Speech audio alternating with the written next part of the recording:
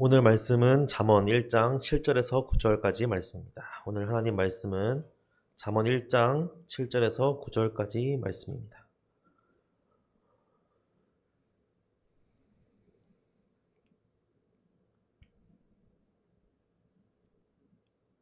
7절에서 9절까지 말씀이 짧으니까 함께 세 절을 읽도록 하겠습니다.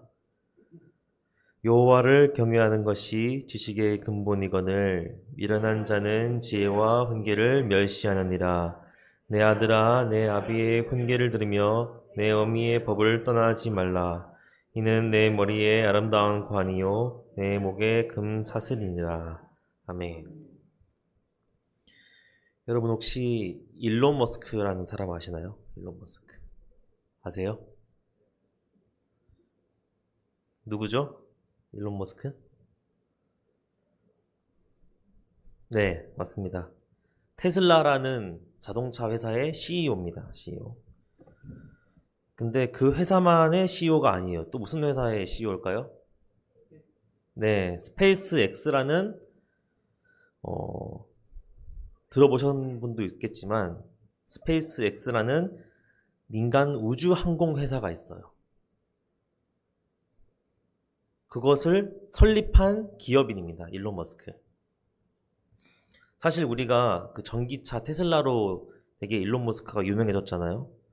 근데 사실 일론 머스크가 직접 세우고 운영하고 있던 회사는 바로 이 스페이스 X였어요. 테슬라는 원래 있던 회사를 일론 머스크가 산 거거든요. 이 스페이스 X라는 회사, 일론 머스크가 한 가지 목표를 가지고 이 회사를 세웠습니다. 뭐냐 하면 바로 화성에 가야겠다. 수원 화성이 아니에요. 화성시도 아닙니다.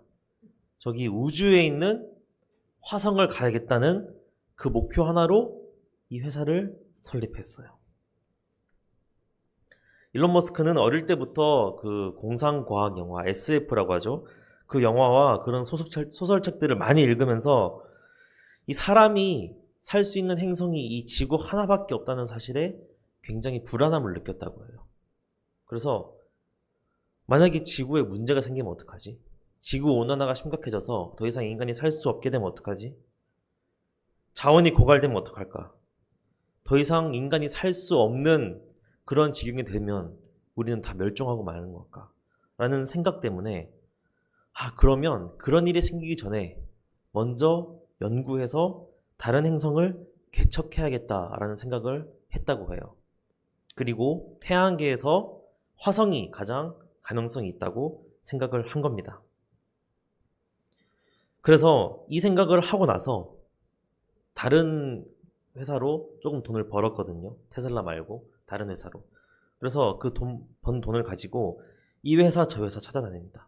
로켓을 만드는 회사도 찾아다니고 또 관련된 그런 기업들을 찾아가서 투자도 하고 직접 로켓도 구매하기도 해요. 근데 가장 중요하고도 치명적인 문제에 봉착했습니다. 뭘까요? 로켓이 너무 비싸요. 너무 비싼 겁니다. 화성으로 이주하려면 한 번 가선 안 되잖아요. 여러 번 가야 된단 말이에요. 사람도 이동해야 되고 물자도 이동해야 되고 식량도 이동해야 되는데 로켓 자체도 비쌀 뿐만 아니라 이 로켓을 한 번 쏘아 올리는데도 천문학적인 비용이 들었다는 거죠. 그리고 실제로 로켓은 한 번 쏘면 다 폐기 처분이에요. 다시는 쓸 수가 없는 상황입니다. 그래서 여러분들 잘 아시는 나사 아시죠? 나사. 미국의 항공우주국도 실제로 이 비용이 너무 비싸서 당장 중요한 문제를 먼저 처리하느라 수십 년간 이 우주 개발이 멈춰 있다고 합니다. 그래서 일론은 어떻게 했을까요? 일론 머스크는? 지금 현실은 로켓이 너무 비싸요. 그래서 우주 여행이나 화성으로 이주한다는 것은 불가능하다는 게 지금 현실이었어요. 그런데 일론 머스크는 어떻게 했을까요? 일론 머스크는 제1원칙 사고를 할 줄 아는 사람이었습니다. 제1원칙. 제1원칙이 뭘까요? 지금 봉착한 이 문제의 본질을 파악해나는 문제 해결 방법이에요. 본질. 문제가 뭡니까? 문제의 본질이 뭡니까? 로켓이 너무 비싸다. 로켓을 날리는데 너무 비싸다. 이거잖아요. 그래서 일론 머스크는 그 로켓에 들어가는 재료, 기술력, 이것을 파고들기 시작했어. 왜 비쌀까? 어떻게 하면 더 저렴하게 만들고 쏠 수 있을까? 어떻게 하면 이 로켓을 한번 쏘고 재활용할 수 있을까? 이거를 해결해 나가기 시작했습니다. 결국 일론은 재사용이 가능한 로켓을 만들어냈어요. 한번 쏘고 다시 수거해서 그것을 또 쏠 수 있게 만든 겁니다. 그래서 기존의 로켓을 만들어서 날리던 비용의 10분의 1로 비용을 줄였어요. 이런 식으로 일론 머스크는 계속 이런 방식을 통해서 로켓을 만들고 또 전기차도 만들어냈던 겁니다. 우리가 농담처럼 하는 군대에서 퍼지는 소문이 하나 있어요. 어떤 한 병사가 일과를 끝내고 컵라면을 먹었다고 합니다. 근데 실수로 컵라면을 엎어서 손에 화상을 입었어요. 그러자 군대에서 어떻게 했을까요? 컵라면을 없애버렸어요. 이게 과연 적절한 해결 방법입니까? 과거에 군대에서 자살하는 병사가 너무나 많았어요. 그래서 군대에서 어떻게 했을까요? 전우조라는 걸 만들어서 무조건 3명 이상 같이 다니게 만들어버렸습니다. 근본적인 문제가 해결됐을까요? 여기서 볼 수 있는 군대에서의 이 문제 해결 방법은 그 현상만 바라보고 현상만 해결하는 해결 방법을 제시를 한 거예요. 컵라면을 금지하면 다른 뜨거운 것을 먹다가 또 화상을 입을 수 있겠죠. 3명 이상 짝을 지어 다니면 극단적인 선택하는 사람들이 없어질까요? 아닙니다. 몰래 나가서 극단적인 선택하는 사람들이 생기게 되는 거죠.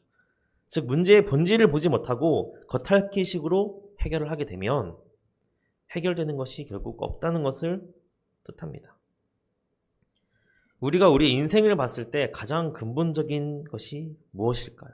우리 인생의 제1원칙이 무엇일까요?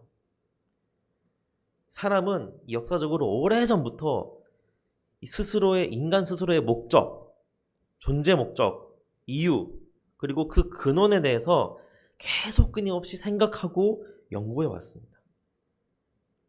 그리고 우리가 오늘 읽은 본문을 보면 그 지식의 근본이 바로 여호와를 경외하는 것이라고 확실하게 알려주고 있어요. 나라는 존재. 갑자기 어느 순간 어느 장소에서 어느 날 나타나서 지금까지 살고 있는 우리의 존재 목적이 무엇인가? 나를 만든 존재가 누구이며 나를 왜 만들었을까? 우연히 어쩌다 보니 태어났습니까? 어쩌다 보니 태어나서 자라서 자의식을 갖고 이 자리에 앉아 있습니까?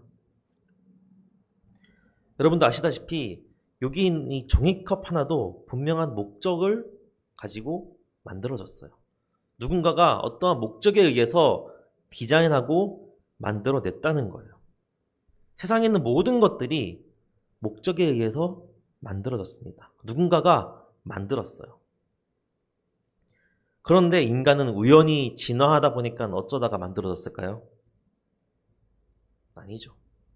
확실히 우리보다 훨씬 지적인 존재, 훨씬 위대한 존재에 의해서 디자인되고 창조되었다는 겁니다. 그리고 그분이 바로 누구요? 하나님이라는 것을 성경은 분명히 말을 해주고 있는 거예요. 그리고 왜 만드셨는지도 분명히 알려주고 있습니다. 바로 하나님을 경외하기 위해서. 하나님을 경배하고 하나님과 사랑의 교제를 나누기 위해서 우리가 창조되었다는 것을 알려주고 있다는 겁니다. 이것이 바로 우리 인생의 가장 근본적인 질문에 대한 근본적인 답이며 제1원칙인 거예요. 우리가 살아가면서 잘 살기 위해서, 보람 있는 삶을 살기 위해서 애쓰고 노력하는 사람들이 많습니다. 어떻게 하면 행복하게 살 수 있을까? 어떻게 하면 보람 있는 삶을 살 수 있을까? 어떻게 하면 잘 먹고 잘 살 수 있을까? 끊임없이 고민하면서 다른 사람의 이야기도 들어보고 책도 읽어보고 유튜브도 찾아보고 많이 하죠. 근데 정말 그것의 근본적인 1원칙을 찾아가 본다면 결국 나 자신이 왜 만들어졌는지 나의 존재 목적을 찾는 것이 가장 근본적인 답안이라는 겁니다. 그리고 본문에서 읽었듯이 그것은 바로 하나님을 경외하는 것이다 라고 알려주고 있는 거죠. 오늘 잠언 1장은 잠언 전체의 서론이자 주제이자 요약이라고도 할 수 있어요. 이 1장에서 오늘 알려주고 있는 것은 하나님을 경외하는 것, 즉 우리의 존재 목적을 바르게 알고 그대로 행하는 것이 가장 지혜로운 일이며 모든 지식의 근본이라는 것을 말해주고 있습니다. 이 잠언을 누가 썼습니까?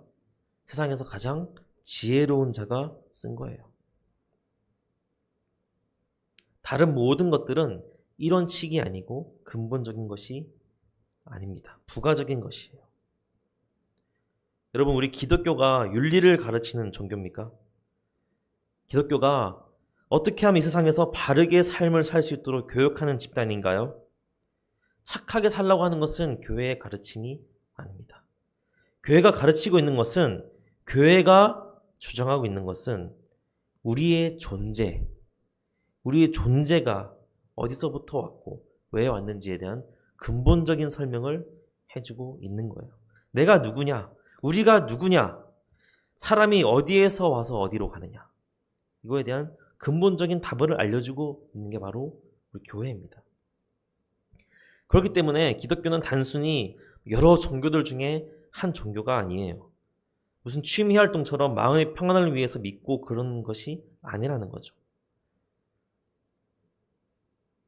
이 종이컵의 원래 목적은 물이나 어떤 액체 같은 거를 담아서 마실 수 있도록 하는 게 목적이잖아요. 근데 이 종이컵이 액체를 담지 못하고 줄줄 새버린다면 버려지지 않겠습니까? 가치가 없어지지 않겠어요? 분명히 우리 한 명 한 명도 이 종이컵보다 복잡하고 귀중한 존재인데 목적 없이 우연히 만들어졌다는 것이 말이 안 된다는 겁니다. 따라서 우리의 목적을 제대로 알고 그대로 행하는 것이 우리 인생 가운데서 가장 중요한 일이라는 겁니다. 우리가 하나님을 믿고 교회를 다니고 말씀을 듣는 것은 우리가 시간이 많거나 여유가 있어서 하는 것이 아니라 우리의 존재 이유를 바르게 배우고 그대로 행하기 위한 가장 중요한 일이기 때문이라는 거죠. 하나님을 모르고 복음을 모르는 사람들은 사실 이런 가장 중요한 근본을 모른 채 아무것도 아닌 것을 위해서 살아가고 있는 거예요. 다들 뭔가 중요한 것을 위해 열심히 살아가고 있는 것 같지만 모두들 자신이 왜 존재하는지도 모른 채, 내가 왜 만들어졌는지도 모른 채 살아가고 있다는 겁니다. 그것이 바로 우리 기독교인이 세상 사람들과 다른 점이에요. 우리는 우리가 살아가는 이유를 알고 있습니다. 우리가 무엇을 해야 하는지 알고 있고 각자에게 맡겨진 사명이 있다는 것을 알고 있어요. 세상 사람들은 몰라요. 누군가가 자신을 창조했다는 사실조차 모르거나 부정하고 있습니다. 우연히 어쩌다 보니 내가 이 자리에 왔구나. 어쩌다 보니 내가 태어났구나. 라고 생각하고 있습니다. 그러니까 자기가 원하는 대로 살아가고 있는 거죠. 자신이 존재하는 그 목적이 있다고 생각하지 못하니까 아무런 기준 없이 스스로가 기준이 되어 살아가고 있는 겁니다. 똑똑한 것 같아도 하나님을 아는 지식이 없다면 가장 어리석은 자입니다. 왜냐하면 지식의 근본은 바로 하나님을 경외하는 것이기 때문입니다. 제가 좋아하는 영화 중에 위대한 쇼맨이라는 뮤지컬 영화가 있습니다. 여기 영화에서 이 주인공은 굉장히 가난하게 자랐어요.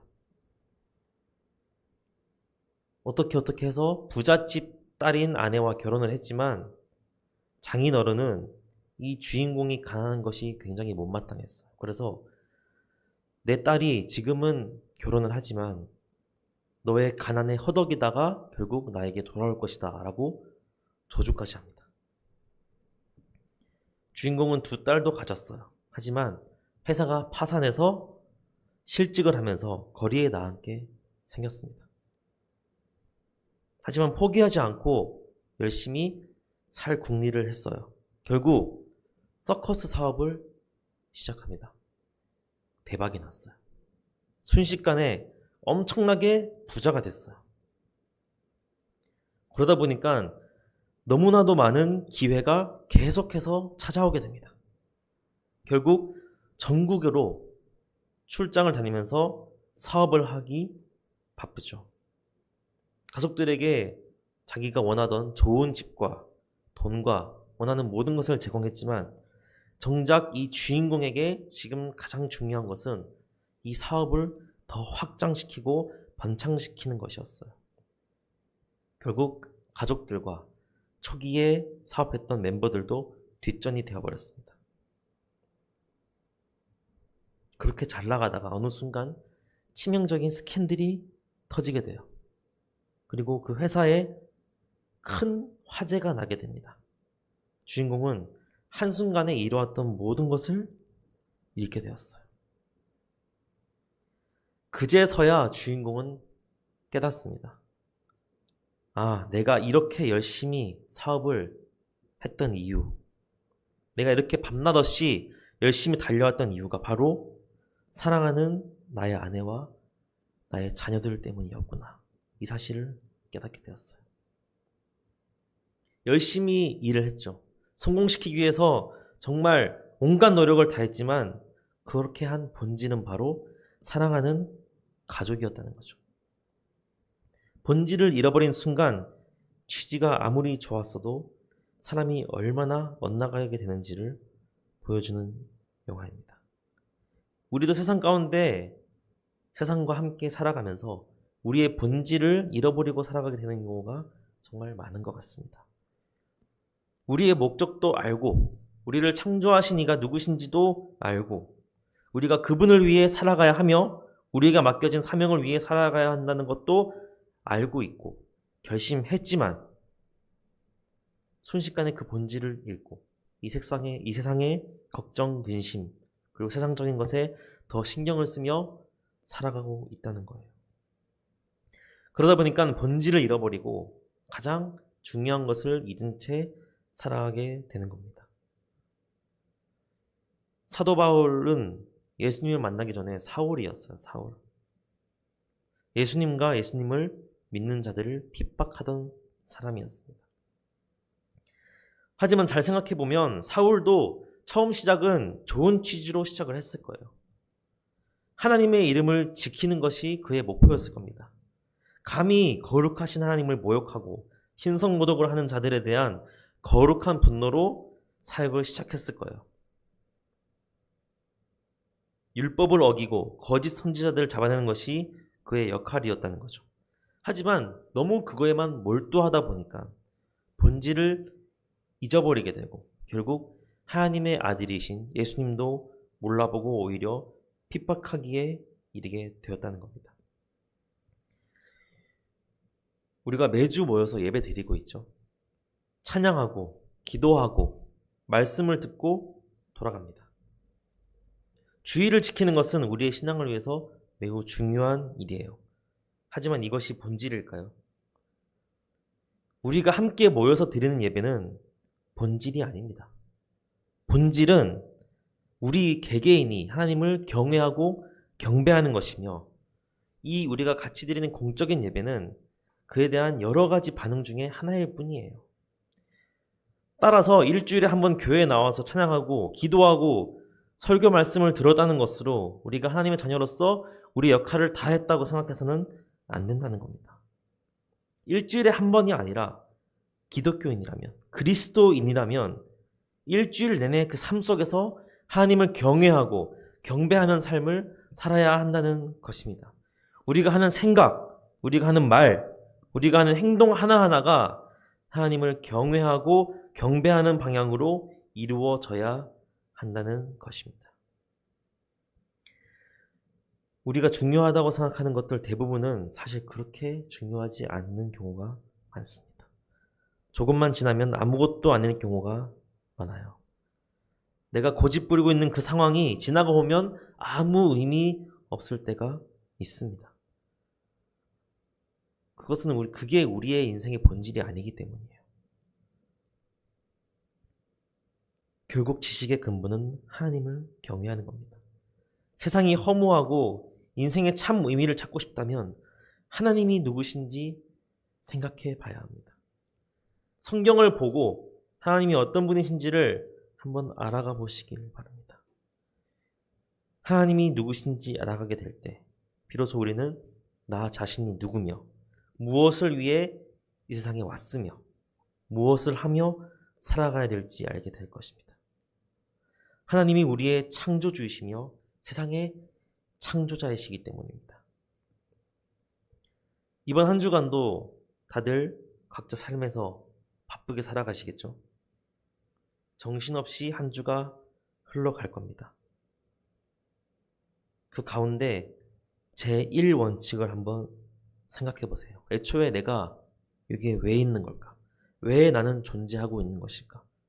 누가 나를 이곳에 존재하게 했고 나에게 무엇을 하기를 원하는 것일까?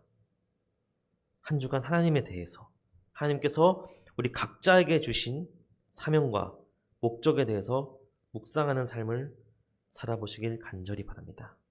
기도하겠습니다. 하나님 감사합니다. 주님, 하나님을 경외하는 것이 지식의 근본이라는 것을 우리가 함께 알아봤습니다. 우리가 정말 많은 것들, 세상 가운데 살면서 세상적인 고민들과 걱정들과 세상적인 것들을 생각하며 살지만 우리의 존재 목적, 우리가 이 세상을 살아가야 할 이유, 우리를 이 땅에 보내신 하나님의 그 부르심에 우리가 응답하게 하여 주시옵소서. 항상 그 제1원칙, 하나님을 경배하고 하나님을 경외하는 우리의 삶이 될 수 있도록 인도하여 주시옵소서. 예수님 이름으로 기도드렸습니다.